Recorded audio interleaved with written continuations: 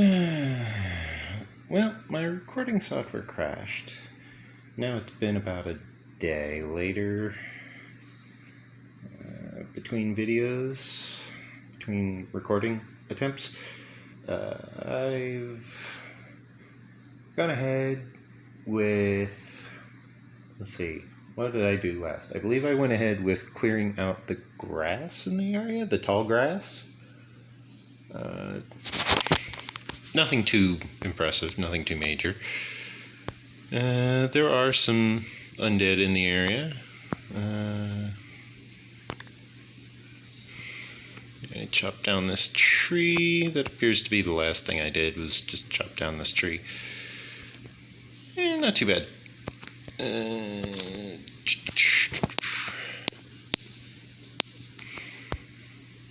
Yeah. This would be a good time to mention, it helps my channel a lot if you like the video, leave a comment, subscribe. I do actually read the notifications for my my received messages, my received comments. Therefore, if you're wondering something about maybe if I want to join a Minecraft world, or maybe if you want to join my D&D campaign, or maybe you just want to say hi and how much you think I'm doing amazing, despite the fact that I'm on Bedrock on my phone. I'm on Bedrock Edition on my phone. I don't mind. I read it all. I go through, I get notifications, and I go and say, okay, well, I have a notification, I'll have to check on that. And then I go check on it when I get the time.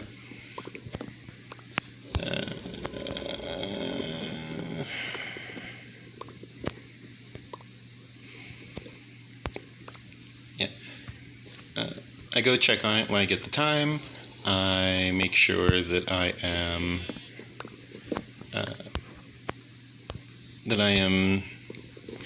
all caught up on my messages, and then I, of course, record more Minecraft videos for my loving audience, you guys.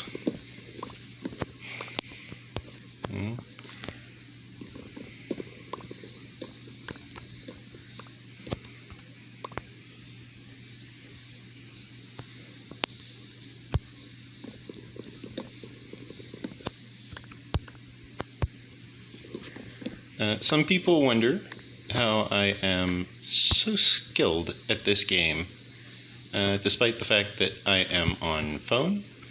I think the only real honest answer that I can give is just experience. I have a lot of experience playing Minecraft. I used to play Minecraft back when 1.7 was the most recent version. Which is why I opted to build in the mineshaft area with the 1.8 blocks, which were added just before Minecraft bought Mojang for like over $1 million, for over $1 million.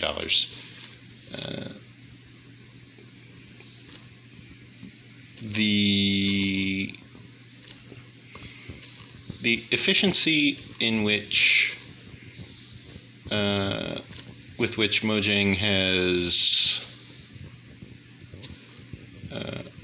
applied their various updates to the game is quite surprising for multiple reasons.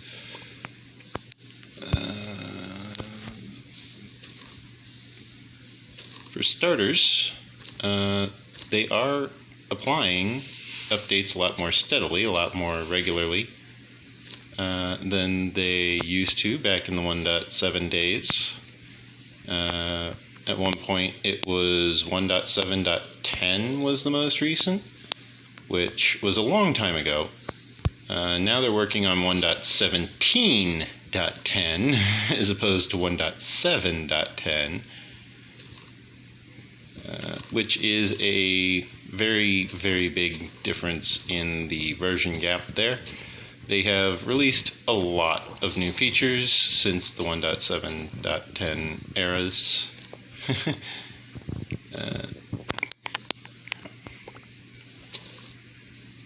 Sometimes I might mention a modded Minecraft mod that is no longer in existence. However, a lot of the present day Minecraft mods, like the current ones, which, by the way, since I'm not on Java, I can't play modded Minecraft other than maybe a texture pack or two. I don't really know how to program in C# or C++ or even just C. I've never learned the C programming language. Therefore, I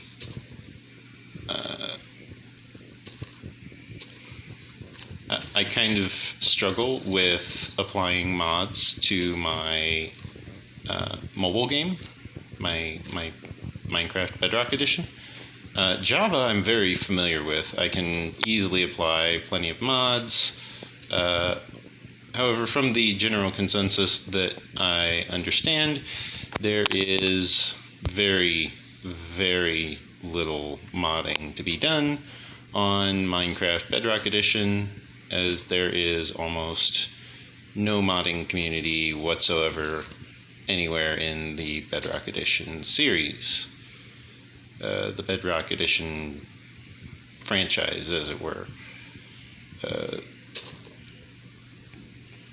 Modded Minecraft is very fun. I do wish that I had better access to Minecraft on my phone, specifically to Minecraft mods. Oh my, that was weird. Specifically, I wish I had more access to Minecraft mods on my phone. I want to have, how do I phrase this? I want to have the ability to play mods such as the various storage enhancing mods. For example,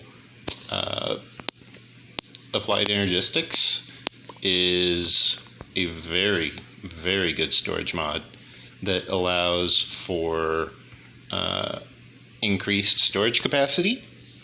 That's really one of the primary uses for it. Is everyone just uses it because then they can just easily store tons and tons of cobblestone and dirt and just all of their miscellaneous items, and then on top of that, they don't really have to look for things. They just pull up their little terminal with the wireless access point, and then they access the entirety of their storage with very, very relative ease. They don't need to sit there and struggle with it, which is great, you know. Struggling with your storage is definitely a problem, which is why I make sure that I utilize a lot of storage in my base.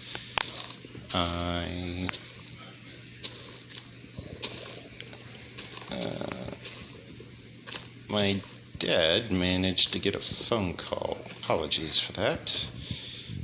He's on the phone in the next room, so if you hear something, that's probably him. I'm just sitting here clearing out the leaves around this tree because that allows the leaves to begin their decay cycle while still allowing me to go forth with the chopping down of the tree. There's also, of course, this drowned in the area, which I need to take care of, because if I don't take care of the drowned, then the drowned's gonna come and bother me. And we don't want the drowned to come and bother us. Therefore, we go ahead and take it out. Collect the experience. Now we chop down this tree. Oops. And now I go forth with chopping down the tree. Yeah. Lots and lots of chopping down of trees, especially the leaves. I want the leaves to not need to decay, because if the leaves need to decay, then that means the game has to do extra processing, which of course causes lag because it's processing this instead of whatever I'm doing. What was that? Oh, there's a skeleton shooting at me now. Great. Well, at least I have thorns with some projectile protection. Really? Come on. There we go. Yay, another level up. Okay. Now, I'm probably gonna need to eat. Yeah, I need to eat. Let's see. Ow. What the heck? What's shooting me now? Another skeleton. In almost the exact same spot. Oh, you son of a... Okay. Takes care of the skeleton. Now for the drowned. There's also apparently a helmet in the water. There we go. Okay, how's the inventory looking? There was a chain helmet in the water. I have no pants on. Oh my. Oops. Yeah, let's just put that there for now. Okay. Hold on. Okay. That was my dad interrupting my recording.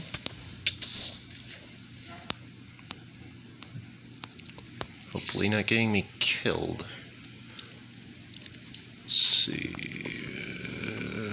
Great. Stuck between an Enderman and a drowned. And a baby zombie. Great.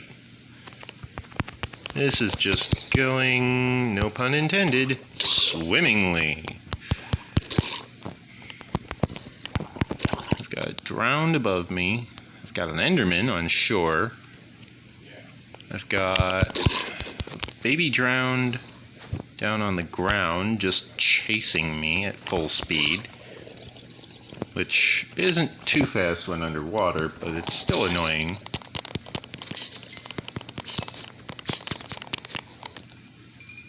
Okay, now I need to eat before more show up. I need to retrieve the items.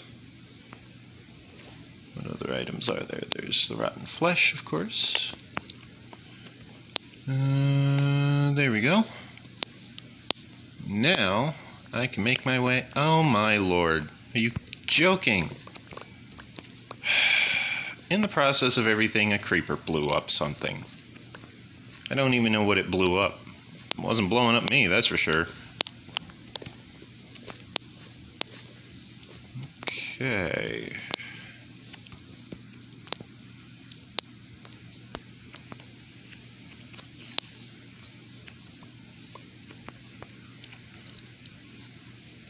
Now, about this bed that I'm trying to get to. Jeez. That is annoying.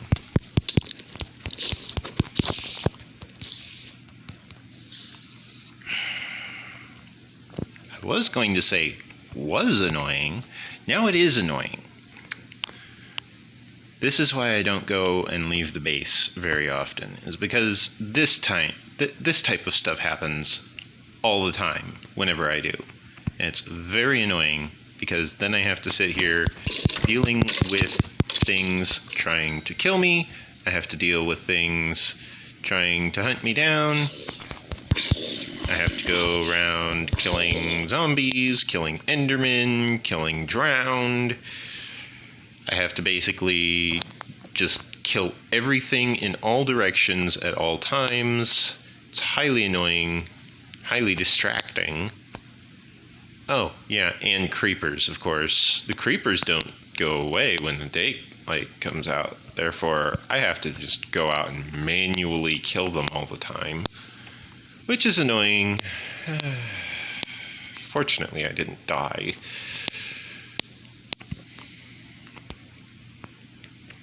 I'd lost all these experience levels. Well, not all of them, but a lot of them. More than I'd have liked to lose. Therefore, I'm happy I didn't die. Of course. Really? There's 2 drowns in here. Come on. Look. There we go.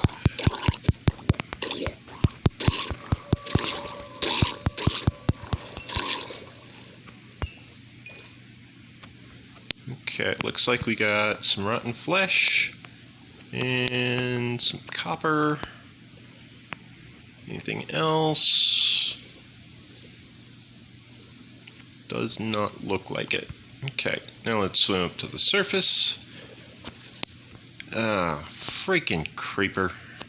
When the creeper blew up, it blew up one of the trees here. And now I gotta chop down this tree, make sure I don't fall into the freaking blast pit that it made, which is annoying. Okay.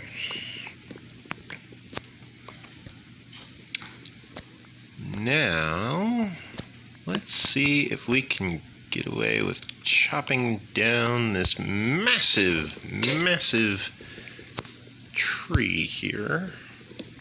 Without too much hassle.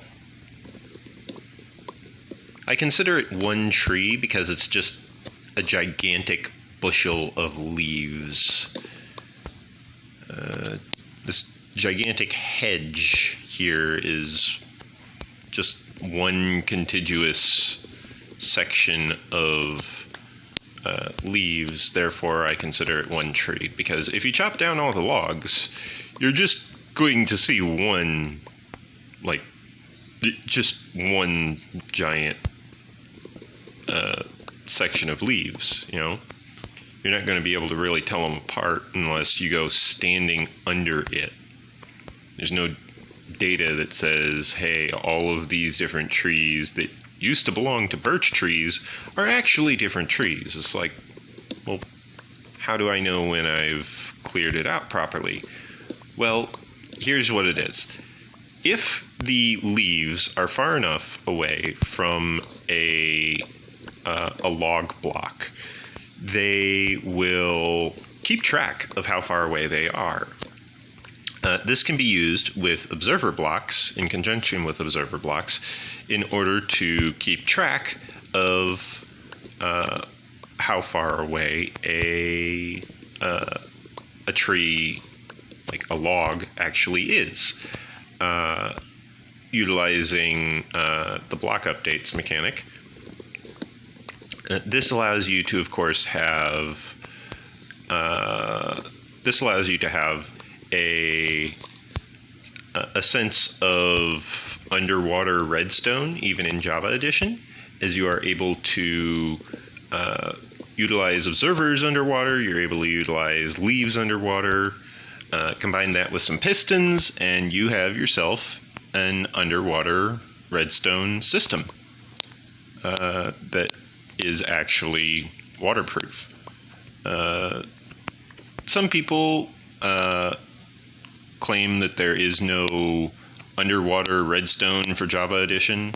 similar to how there is for Bedrock Edition. Bedrock Edition, of course, being able to have underwater redstone, where Java Edition will have certain components wash away, where other components will not wash away on Bedrock Edition. It really does depend on the component itself. It also depends on how the water interacts with that component. For example, if you're placing the water source directly on the component, if it can be waterlogged, then yeah, you'll probably waterlog it.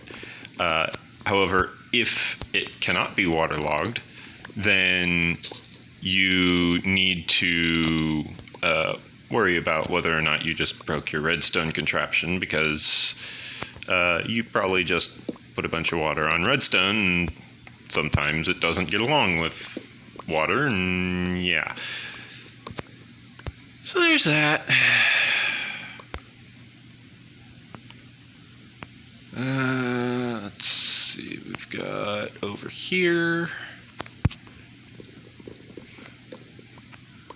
Yeah, I'm getting some lag, but I think that's partially due to the fact that I'm just chopping down a ton of trees, so all of these different leaves are getting updates.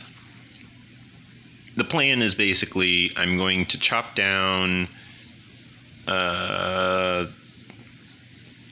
probably out to around... Oh, wow, really? Where does this thing stop? Is this just one massive tree? Am I just going to have to chop down this whole section? Okay. Yeah, here we go. Yeah, out to around here. I shall get started on this side of things. Therefore, by the time I get all the way back to the other side, I will be able to collect a wide swath of area worth of items, as there will be items all over the ground because all of the leaves will have decayed.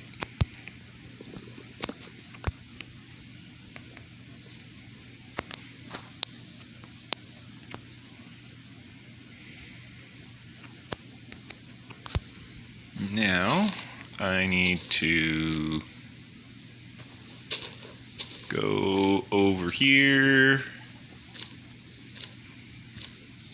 I need to clear out this specific tree because it's hanging over this little pit here. Ah, my character got hungry in the process. I need to have my character go back and pick up some food from base.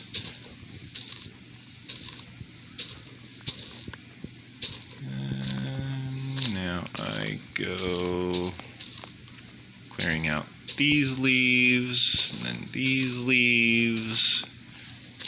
Yeah, you can see that there is a lot of work that I put into clearing out logs, because if you do it right, you'll always end up with the tree leaves clearing themselves out, which is less work for you, which is always a good thing. Or in this case, less work for me.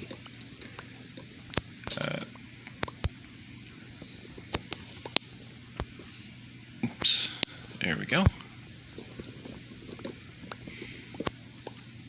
That being said, I have a lot of axes that I am about to go through in the process of clearing all this out. Assuming I survive long enough, that is. As well as assuming that I actually maintain enough items. I'm getting a lot of items, however, I'm not getting very much in the way of in the way of useful items. For example, what am I going to do with wool all the way out here? You know, a single piece of wool. Not much. Really not much. There's not much I can do with that. If I wanted to, I could burn through my axes by chopping down all the leaves, but I'm gonna be honest, I'm probably gonna burn through all my axes just chopping down the logs, because all of these logs are going to fill up my inventory. Therefore, it really doesn't matter if I'm using an axe or not. I'm just gonna need to make use of my materials that I have on hand one way or another.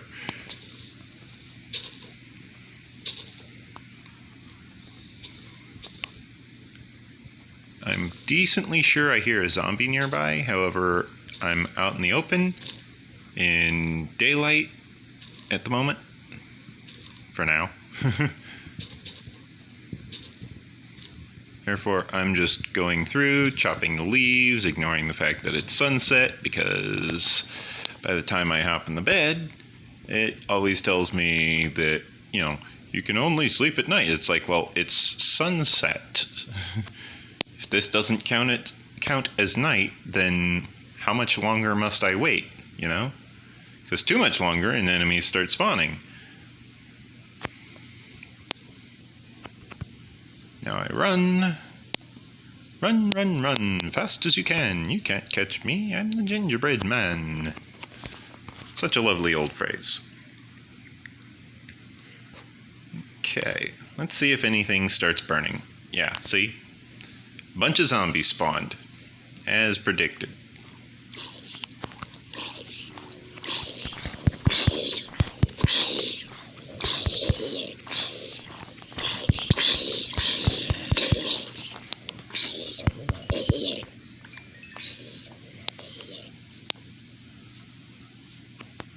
No items from them. Okay. Since I do have the wool and the mutton on me, I will go ahead and harvest these sheep. I know. I can go ahead and, if I wanted to, I could actually keep the sheep. However, I do not need the sheep at the moment. What I do need, however, is their wool. Therefore, I grabbed the wool. I went for the wool because the wool was what I needed. I switch to this item on my hotbar. Make sure that one's not gonna, cause any issues. Yeah, there's sheep all over the place. If I really needed more sheep, I could just find more sheep. If I wanted to, I could make a peaceful mob farm where I could build everything out of grass blocks and set it up with pistons and string and tripwires and everything. However, I don't, because I don't need a peaceful mob farm. I don't need that much material at the moment. I don't have the storage for it, therefore I don't build it, because that would be wasteful. I would end up getting rid of a lot of items.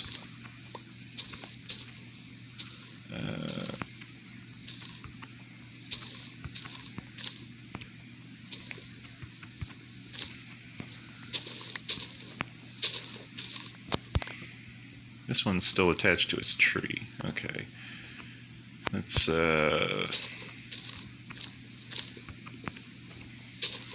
ahead and do that.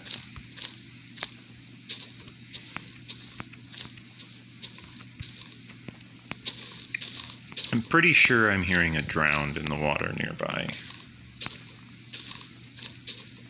However, it is not able to actually reach me, as I am not in the water. I'm not close enough to the water for it to grab me. I am entirely out of its range. Even if it can see me, it still can't do anything to me because as soon as it tries, it will need to hop out of the water and then it will start catching on fire. If I'm not hearing a zombie from the water or drowned, then that means it's probably underground. And again, unable to reach me because, as you can see quite clearly, it is daytime. Therefore, it can't reach me. It can't hit me because in order to do so, it would need to walk out into sunlight. Sunlight is deadly for it. Therefore, it just can't do anything. Oh my lord. This forest just goes on forever. Well, I need to head back to base anyways. I gotta chop down so many trees. I hate leaving a project unfinished like that, but I need to return to base because I need inventory, I need food, I need some materials. Therefore, I'm going to go over to the base here.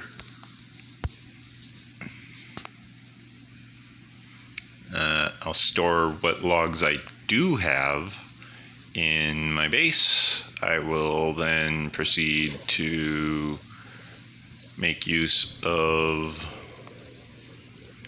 my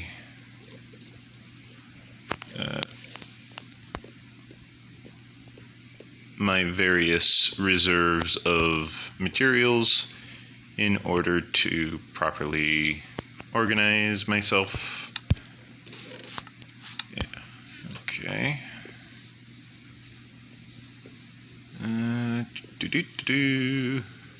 Oh, right, that's the smoker, so I actually wanted to go back there.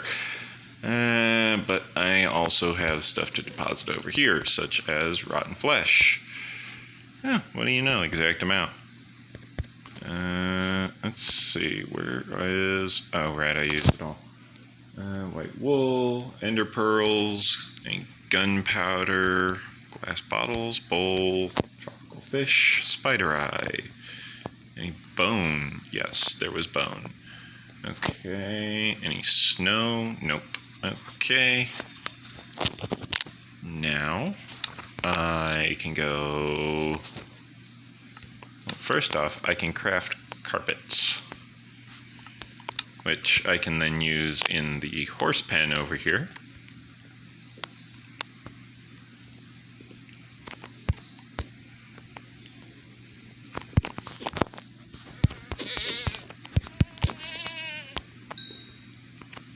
Okay. I did look it up. Turns out the goats and the screaming goats will only drop an item if the goat has attacked a block. However, I think the only way to actually achieve that is through the use of just dodging out of the way.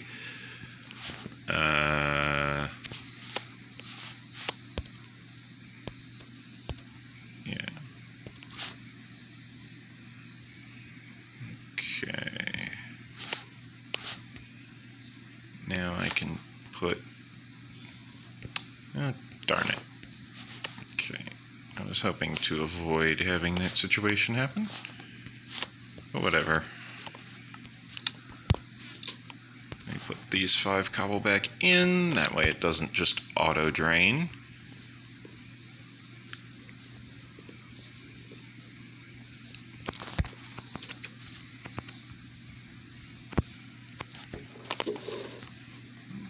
Okay, now I can deposit these 4 stacks of logs that I harvested while I was out and about. I'm also able to reserve a bit of inventory space for it, for when I inevitably get more, because I am heading back out there.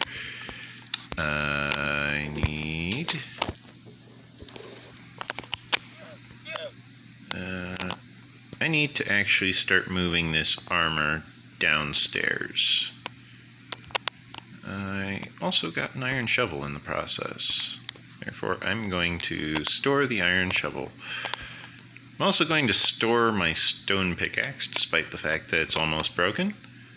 I just want to have as many of these axes on the hotbar as possible.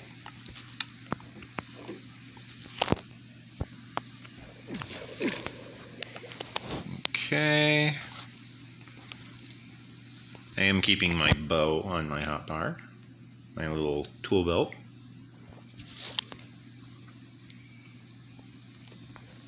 That way, if I manage to find myself facing off against a creeper, I don't have to engage in melee combat.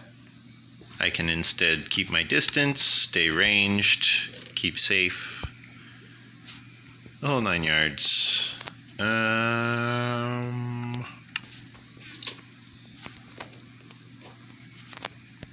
I put this in here, does it melt? Yes, it does. What does it melt into? Is it worth it? Iron nugget. Not really worth it. Like, I'll keep it, but it's not really worth it.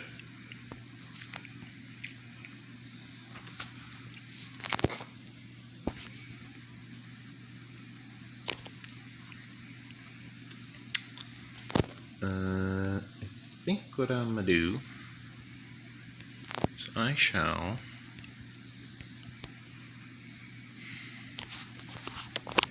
store things similar to this. That way I have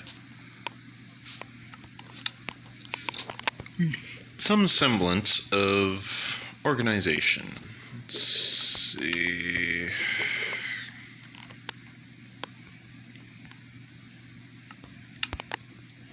Right. Had my dirt chest filled up. Oh, what happened? What happened? Something was not happy. Okay. It's 2:27 right now. I don't know what's so special about 2:27. I didn't set up any alarms or anything.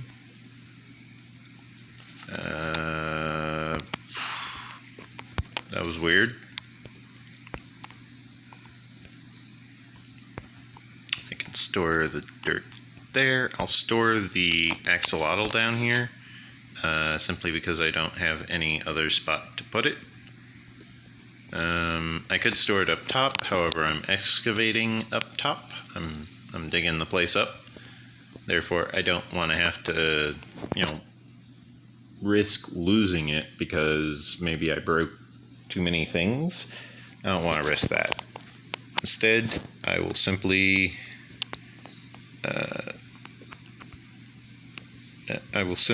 relax and enjoy chopping down a lot more trees. That was my mine, by the way, in case you hadn't recognized it. You might be new here, you might be new to the channel. That's a cave down there. Wow, that is not far from the river. And that just kind of goes off on its own. Okay, well, I guess that's a thing. Looks like I made it back out here just in time to rest. Because, yep, sunset. It means the moon should be rising right over there. Then I'll want to sleep. And then I'll want to go chop trees because I need more logs. I don't really need logs at the moment, but I have a lot of axes. Therefore, yeah, I need to go chop trees. There we go. What I'm going to do is I'm going to bring this bed and the crafting table with me and the torch. This will allow me to instantly just set up camp wherever I am. I don't need to go rushing back to the bed. Instead, I just find somewhere that I can put the bed, and I sleep. Very similar to the sleeping bag mod that I know Direwolf 20 uses.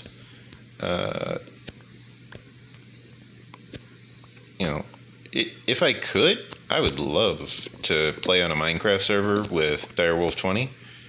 Like, I respect him from the OG days of Minecraft 7, like Minecraft 7.8, or was it 7.6? I think it was 7.6 originally. But then, 7.10 came out, and for the longest time, 7.10 was the standard. There was a very long period of time where 7.10 was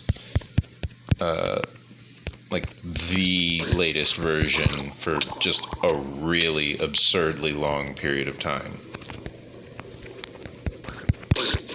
To the point where people wondered if Mojang was possibly going out of business, and they kind of were. However, what it was is they were working on a massive update, but because of budget cuts, they couldn't really fully commit to working on it. They were struggling to actually pay their employees a little bit. Therefore, when they released the 1.8 update, they were very happy to sell Minecraft to Mojang. They were saying, yeah, we kind of got, a little ahead of ourselves. We kind of ran out of ideas. And it's like, well, that's not good. You don't want to run out of ideas. You have an amazing modding community, which the 1.7.10 version really helped solidify because it was around for so long that people really got familiar with the Java edition. They were like, man, this thing has no updates. I wish I could add my own content. And then they did. And that's just how it worked. The modding community started working together. They started going open source because open source was where it's at. They didn't want to have to ask every single time, hey, can I use your stuff in my mod pack? Hey, I have this on a server. Hey, I have this on single player. Hey, I have this. Hey, I have that. They didn't want to have to sit there and just cross-reference every single mod and ask every single developer if they could, use the stuff. Therefore, people started going open source. I know one guy was doing custom worlds. They made it so you could do. It was a very, very wonderful mod, and I really wish that they hadn't been so absolutely stingy about it. I understand that they were trying to make a living from it, but it was kind of rude, It just felt rude. I understand that he wanted to, get the proper recognition, but the best way to get the proper recognition is to actually put out the source code and say, hey, this is what I'm doing. Simply write it out and say, hey, look, this is how this operates. This is the rules. This is the stipulations. If you want to use this in, for example, a bucket server, then you need to ask me. Otherwise, do this, and this, and you'll be fine. But instead, he was like, nope. There's no form of earning any profit from my content. And it's like, well, that means I can't even use it in YouTube videos, man. Like, how are you going to get famous? How are you going to get recognized if I can't even get your name out there? Because I have, ads on my channel, which at the time was not always optional. YouTube could just unilaterally decide, oh, just ads for everyone. It's like, what? No, why? oh well, we have a deal with these people over here. It's like, well, yeah, but I didn't sign up for that. Why are you adding ads to all my videos? And that was why ad blockers became very popular for YouTube. That's why I know some people will download the videos. If you did download this video, please go back to my video and at least flag that you liked the video, flag that you watched the whole video, because it's very difficult for someone who's starting out. You might notice I very frequently mention, hey, make sure you like the video, make sure you comment, make sure you subscribe, check out my Patreon. I don't have a sponsor, but I would like a sponsor. It's very difficult for someone who's starting out on YouTube to actually get all of that stuff organized, get it all, moving, as it were. But once it starts building up that momentum, it's just going to keep going, because that's just how YouTube functions. That's the algorithm at work. Once the algorithm is in motion, the algorithm just does all the work for you. And then it's easy, That's YouTube. That's how it works. But for the longest time, you're going to be sitting there figuring out exactly what you want to say, because you're going to have to be saying it about 50,000 times. You're going to have to repeat yourself a lot. And you're going to be repeating yourself for so many different people that you're not really repeating yourself. You're just telling different people each time. Like I may have said in about 80% of my videos, hey, remember to like my content. Remember to leave a comment. Remember to like the video. Remember to subscribe, because I only have about 2% of my viewers that are subscribed. I know some of you are starting to subscribe more, and that is helping. Some of you are subscribers. That helps. I know it doesn't seem like much, but it means a lot to the YouTube algorithm, and because it means a lot to the YouTube algorithm, it means a lot to my channel, and therefore means a lot to me. Which means I greatly appreciate all of the people who do leave a like on the video. I greatly appreciate all of the people who do subscribe to the channel. I know some people out there can be very toxic. I know there are some people out there who can be very mean. I currently am able to very easily curate the comment section. I'm able to manage it a little bit. I do reserve some of the more questionable comments for review. However, most of the comments I've seen have been perfectly fine so far. I can't speak for all of the comments in the future. However, the current comments I have received have been very supportive, very honest. Not everyone is as skilled as me in Minecraft. I understand that. I'm able to build very good technical farms because I'm able to understand all of the components. If you want me to build a technical farm, like perhaps you think I could use some specific farm in my base, and you think, well, I also need this farm in my base, I want to see how he builds it, then let me know, Tell me, hey, I need one of these farms. I know someone just asked me recently, I never fought the Ender Dragon. Can you fight the Ender Dragon for me? I could. They wanted me to respawn the Ender Dragon. However, I have not yet fought the Ender Dragon in this playthrough.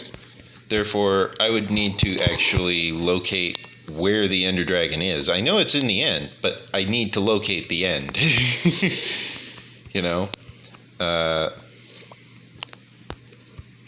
That was probably the first squid I actually killed this playthrough. And I did not need the ink sac at all.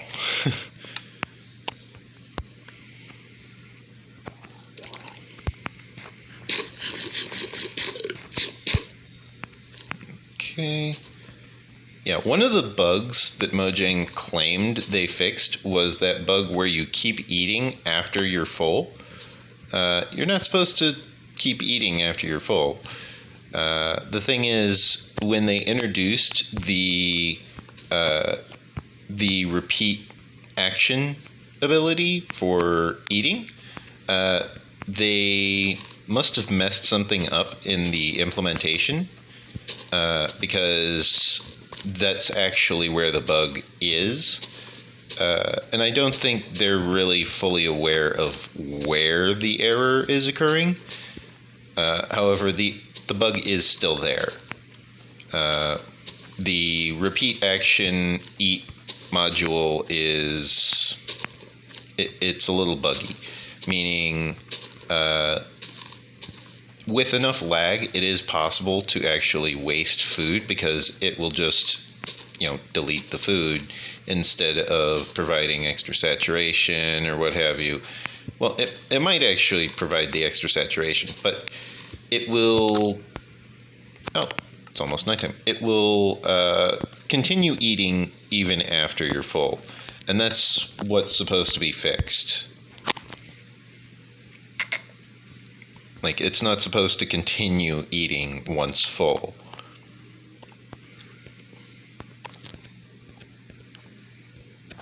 Let me put that there, that there, that. Oops. That there, that there, that there, that there. And finally, let me split that stack in two. Now I can pick up the bed again. Now I have the bed on my hotbar for when it becomes nighttime. I can just quickly and easily plop the bed down, hop in, and then sleep, and I'll be set. I can show you how to make a industrial tree farm. However, as I mentioned in a previous episode, I'm actually holding off on doing that until I have brought that entire base down to water level, which is to say equal to the river alongside of it, because tree farms are obscenely large, especially if you're making one that is also making podzol. Podzol requires a 2x2 fir tree, which I don't know if you're familiar with how big 2x2 fir trees are, but they are roughly the same size as a jungle tree.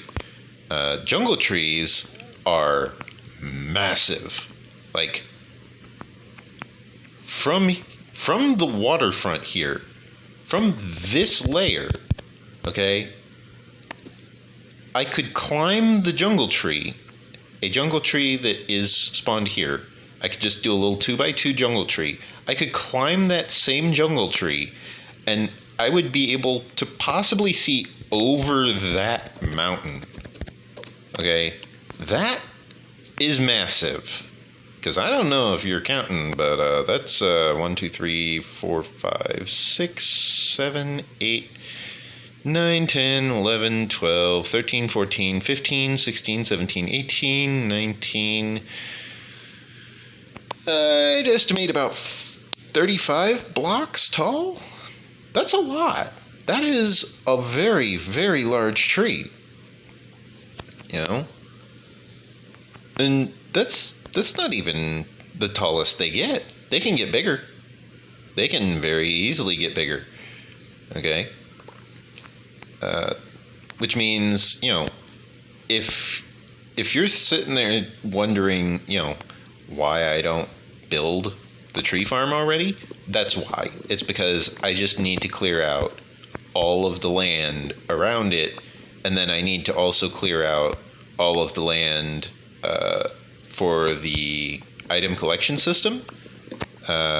And since I have very limited resources still, I would be doing a very rudimentary build. I would need to basically build the entire thing out of wood, basically.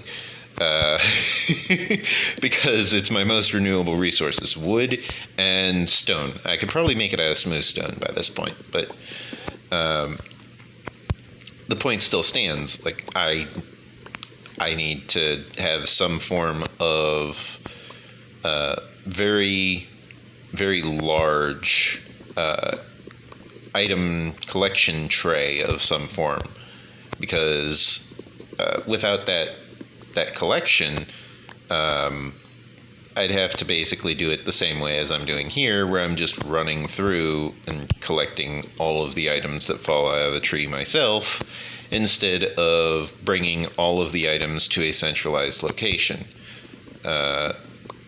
This is a very time-intensive build, because there's a lot of work that goes into it, a lot of logistics to account for.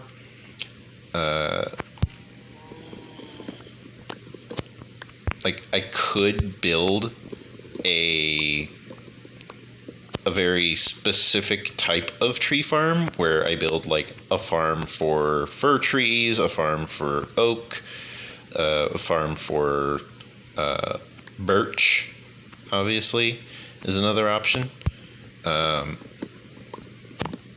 the problem with that is that I then have to build an entire farm for each type of tree. I would like to have a universal tree farm, if at all possible. I know El Mango has designed a rather ingenious universal tree farm that even deals with those pesky diagonal branches. The diagonal branches are always annoying, especially when it's like, you know, if there's one there and then one there. I did not mean to strip the log, but I'll just convert it into some sticks or planks. Yeah, I'll convert it into planks. There we go. I needed more planks anyways. But yeah, you get the idea. Like, it is very, very difficult to build a massive tree farm like that without enough space. You need to have the space. And currently, I don't really have the vertical space to build it, because if I want to build redstone components that high, some of the components just wouldn't be within a placeable range. It's not possible, because it's too low, you know, or it's too high specifically. If you start too high off the ground, you're going to go above build limit, and then if you go above build limit, then